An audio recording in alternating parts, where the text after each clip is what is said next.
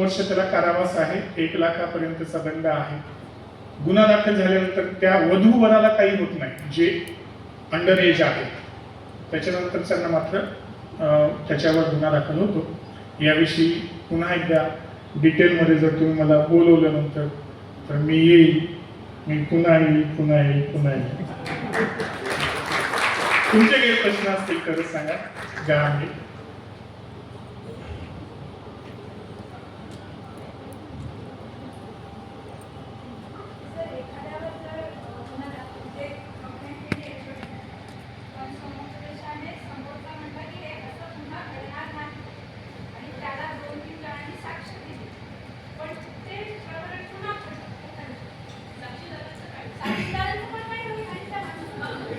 Okay.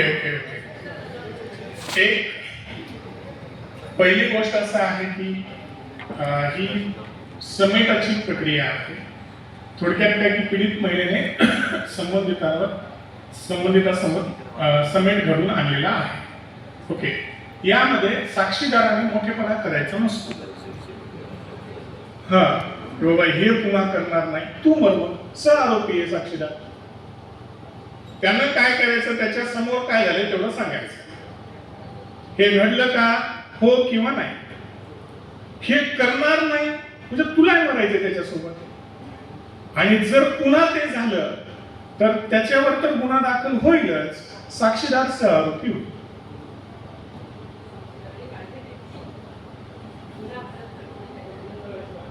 अजून काय, पण ते सिद्ध करावं लागतं. एखाद्यानं आरोप केला म्हणजे लगेच आरोपी किंवा सह आरोपी अशा गोष्टी नसतात. त्यांच्याकडे पुरावे असावे लागतात. पुरावे हे इलेक्ट्रॉनिक स्वरूपात, लेखी स्वरूपात, रेकॉर्डेड स्वरूपात असले पाहिजेत. केवळ बोलला, ऐकला असं म्हटलं म्हणजे आरोप केला म्हणजे सिद्ध होणं असं नाहीये. इव्हन साक्षीदाराने त्याला समर्थन दिले हे सुद्धा तुम्हाला सिद्ध करावं लागतं. अजून काही प्रश्न आहेत?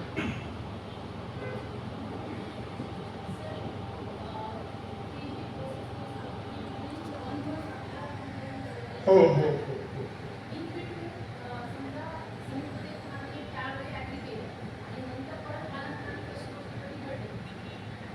नाही, मग तुम्ही गुन्हा दाखल करा ना.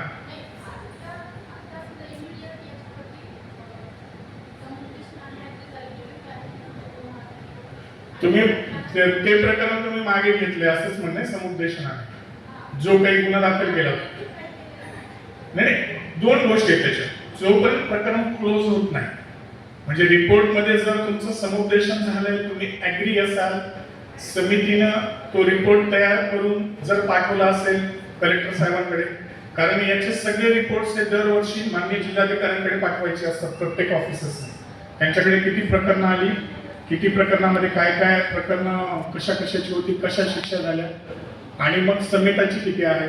आणि जर तुम्ही ती केस क्लोज केली, एक केस, किंवा तुमचं समुपदेशन सुरू आहे आणि प्रकरणाचं अजून क्लोज झालेलं नाहीये आणि मीनवाईल अजून तशीच घटना घडली, तर तुम्हाला वेगळा गुन्हा दाखल करण्याची गरज नाही, तर त्याच याच्यामध्ये ती चौकशी होईल.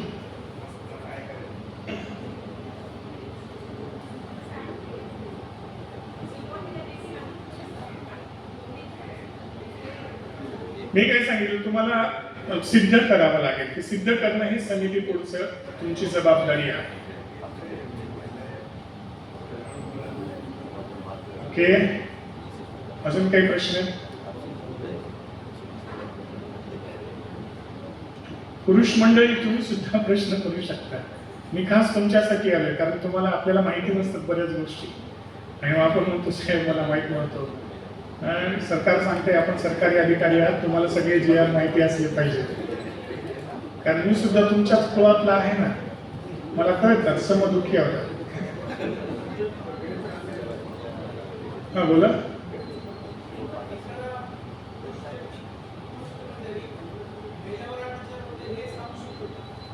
हो, येस, चांगला प्रश्न मांडला. तक्रार कोण दाखल करू शकतो, तर पीडित महिला सुद्धा तक्रार दाखल करू शकते. तिच्या वतीने जर ती मेंटली प्रिपेअर नसेल, कारण जो काही इन्सिडेंट झाला ती ट्रॉमामध्ये आहे, तर तिच्या वतीने तिचे कुटुंबीय नातेवाईक करू शकतात, किंवा तिचा सहकारी सुद्धा जे तिचे कलिग्स आहेत ते सुद्धा तक्रार दाखल करू शकतात तिच्यावरती. पण त्याला तिची संमती हवी. बरं, तिने मला माहितच नाही कधी आली की तक्रार असं म्हणून ते करणारा गेलं मग त्याची नोकरी नाही.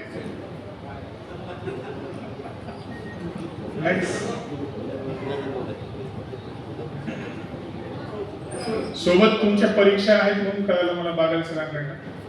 किती तारखेला? 11 जूनला. तर तुम्हाला शुभेच्छा. काही वाटलं तर मी आहे मार्गदर्शनासाठी, कारण मला शिकवायला प्रचंड आवडतं. शनिवार रविवार मी 6-7 तास शिकवत असतो. तुम्ही येऊ शकता. YouTube चॅनल आहे कैलास रेडके म्हणून सर्च करा, तिथं कळेल कीर्तनाचा आनंद तुम्ही तिथे घेऊ शकता. तर तुम्हाला इकडे MPSCचा सिलेबस आहे. अजून काही प्रश्न आहे? 997545 इंग्लिशमध्ये 997545. कॉन्व्हेंटमध्ये शिक्षण झाले वाटते यांचं, इंग्लिशमध्ये सांगा. 997545 2566 2566. चला, तुम्हाला पण भूक लागली असेल, मलाही लागली. कारण सकाळी सकाळी निघताना घरातून काल काय झालं, पपई आणायला सांगितली होती बायकोनं. पपई घेऊन गेलो. पपई किती रुपये किलो साधारणपणे? थोडी भारीची घ्या. खिडकी घेऊन गेल्यात काय 40 रुपये. ते किती रुपयाला? मी म्हणलं 80 रुपये किलो. ते म्हणजे लई गोळे यावं म्हणलं. ते म्हणलं कसं काय? तुम्हाला कोणी फशी ते म्हणलं. ते तर बरोबर आहे, सुरुवात तुझ्या बापानं केली.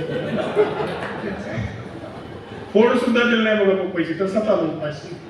मला वाटलं इथे आल्याला थोडं बोलायला जेवायला भेटेल. 3 वाजले.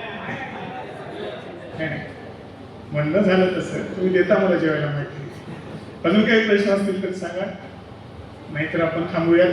आणि अजून एक जाता जाता सांगायचं, एक बालसंगोपन नावाची एक योजना आहे आमच्या विभागामार्फत. अनाथ एक पालक ज्यांच्या मुलाचे आई वडील गेलेले आहेत, किंवा आई किंवा वडील नाही आहेत, किंवा आई वडील अपंग आहेत, किंवा जेलमध्ये आहेत, तर अशा मुलांसाठी आपण बालसंगोपन क्रांतिज्योती बालसंगोपन योजना दर महिन्याला 2250 रुपये शिष्यवृत्ती मिळते.